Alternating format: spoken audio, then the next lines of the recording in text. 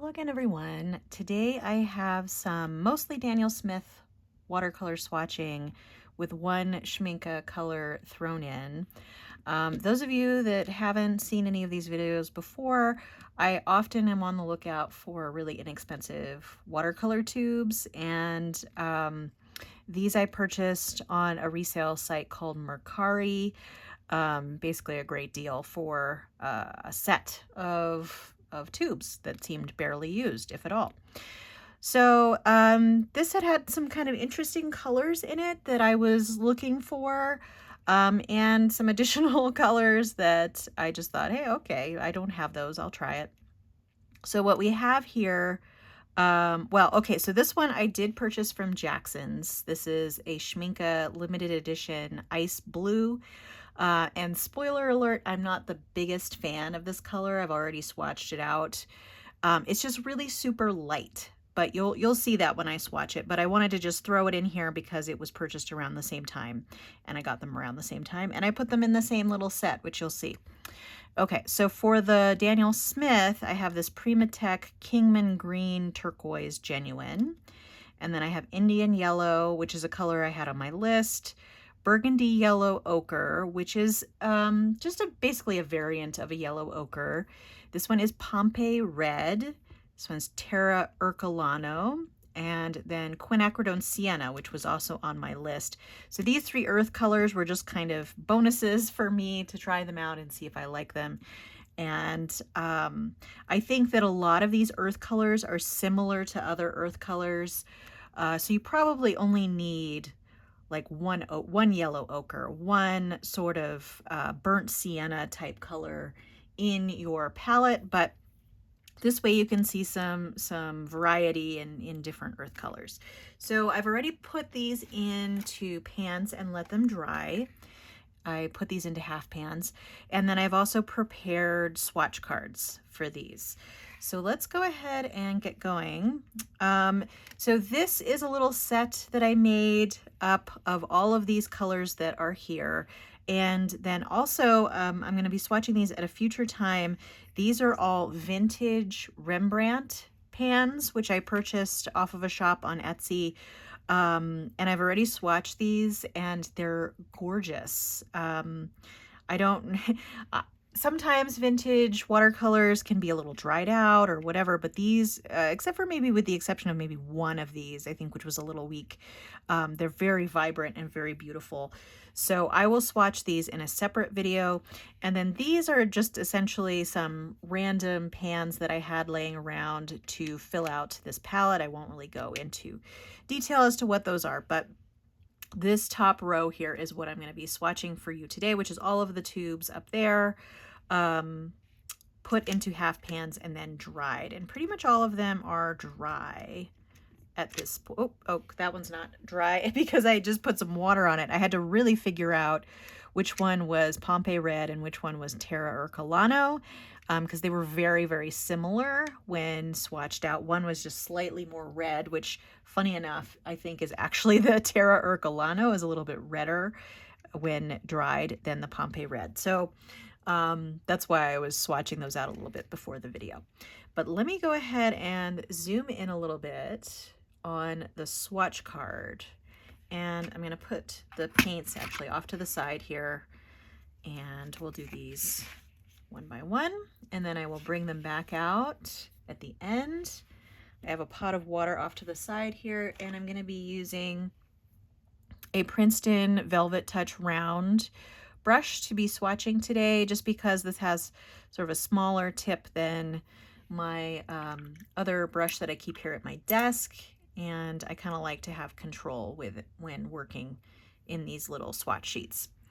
Oh, and the stamp, this is just a stamp with permanent ink here for the template for the swatches. This is from Waffle Flower, and then I just cut out some watercolor paper and stamped on there with permanent ink, and that's how we have this little swatch card here. And I've used this stamp so much, it's come in so handy.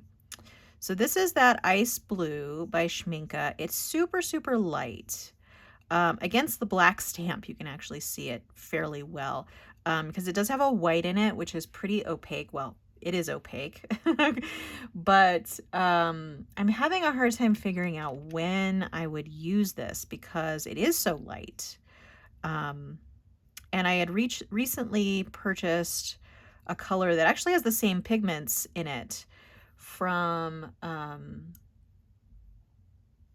god, where Bromley Art Supply. It was a blue that is in their own branded watercolor line, and it has the same pigments as this, but it has more blue in the mix than white, and I feel like that's a little more practical than this one because it's so light in color. There you go. You can see compared to the white paper, it would be hard to see if this were the only color you were using on there. Okay, I'm going to put that off to the side, bring it back out at the end. And then we have this Primatech, making sure I don't have two together, Kingman Green Turquoise. And part of the reason why this set was such a great deal is because this color alone can sell for like $20. So, so it was pretty good. I'm not pre-moistening these colors, so sometimes it takes a little bit to re-wet. This one actually is not too bad for a mineral pigment. But because this is a transparent one, you're not going to get a super dark mass tone. So mass tone basically means the color without being diluted. So going from a pan, it's a little bit more difficult than going straight from the tube, but I try to get it as dark as I can. You're getting some reflection, but here in a minute I will tilt it so that you can see it a little better. But it's a really beautiful turquoise. It's deeper than one of the other Primatech colors. Which one is the one that I'm thinking of? Well, anyway, there's another, I can't think of it right now, but there is a, oh, Sleeping Beauty turquoise, which is a lighter turquoise. So this is a darker turquoise than that. But very pretty and granulating. So there is that one. I'm gonna put that off to the side again, and then we're gonna go on to Indian Yellow. And Indian Yellow is a color that I have really been gravitating towards lately. I really like this dark yellow tone. It tends to run a little bit warm for a yellow, but I really am liking this color. And Daniel Smith's is a very nice one. I've been pretty impressed with it. So how I've been doing the swatches is essentially full strength. Well, full strength up here, obviously, for the mass tone, then a full strength over here, and then I just dip the brush in water a little bit to get it a little bit more diluted, and then I completely rinse out my brush and pull the color to the end so that we can try and get a good range of value there. But that is really a pretty yellow. I would say that this could be a yellow, if you only have one yellow in your palette, this could be a good one. Indian Yellow. This is probably in between. So normally in my main palettes I have lemon yellow and then I have a quinacridone gold. So I would say this is kind of in between those two, because it does lean a little warmer than not Indian Yellow. That is Indian Yellow. It runs a little warmer than lemon yellow. Okay, and then this one is Burgundy Yellow Ochre. And burgundy does not refer to the color, it refers to where the pigment is from. Burgundy, France. So, and this is sort of a darker yellow ochre than some other yellow ochres, but I think you really only need one in your palette, as an, if at all. A lot of people don't use yellow ochre, but it's a good earth color to have in your palette. It kind of makes some murky greens if you mix with blue. So it's, I mean, it's pretty useful if you're, especially if you're doing landscape painting or nature painting. Okay, and this can actually get really pale, as you can see here. Oops. Okay, there you go. Burgundy Yellow Ochre, and then Pompeii Red. So like I said, Pompeii Red and Terra Orcana are pretty close. Let's see if that actually ends up being true in the swatch card here. So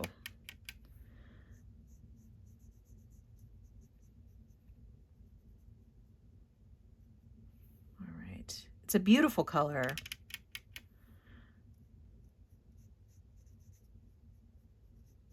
And this would be a good one to replace a burnt sienna, maybe. It's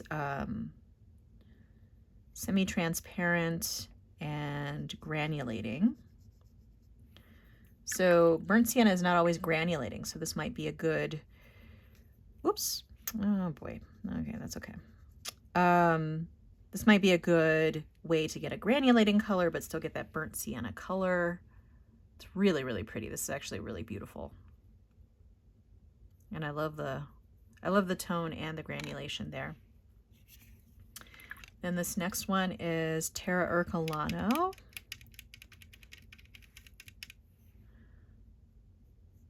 And as you can see, this one looks a little bit redder, but again, this could be a good replacement for burnt sienna, although I think this one might be a better replacement for something like Venetian red or something like that.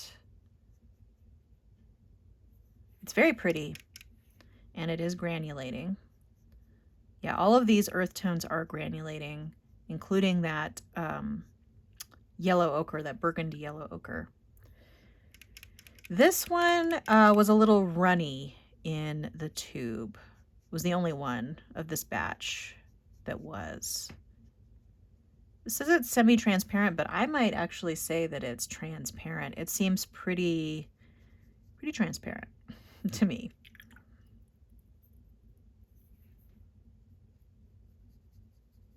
And again, you can get a pretty light, it's kind of nice. It's almost like a pink tone here on the lightest end. There's Terra Orcana, and just really quickly, I'll bring back the Pompeii Red. See, they're fairly similar. This one leans a little bit more orangey. This one leans a little more red. But just in smaller samples, it was really hard for me to tell which was which. But especially since Pompeii Red is less red than the Terra Orcana, which is why I was a little thrown off.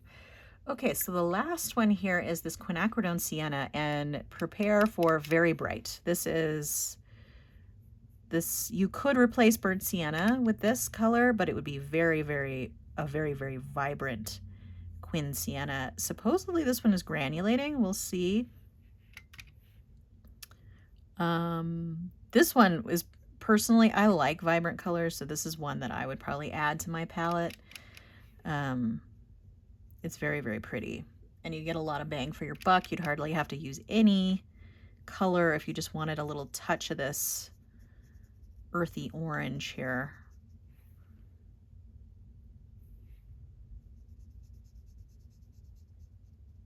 Yeah, I suppose I can see the granulation a little bit.